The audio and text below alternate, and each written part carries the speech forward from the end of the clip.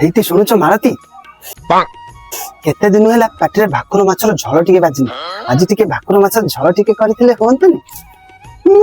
ଭାକୁର ମାଛର ଝୋଳ ଇଆଡେ ତେଲ ଲିଟର ଯାଇକି 160 ହେଲାଣି ଗ୍ୟାସ ରେଟ୍ ବଢିଲାଣି ଯେ ଦାଣ୍ଡ ଦାଣ୍ଡ ବୁଲିଲେ ବି ଘରେ ଗୋଟେ ଗ୍ୟାସ ମିଳୁନି ତମ ହାତରେ ପୁଣି ଭାକୁର ମାଛର ଝୋଳ।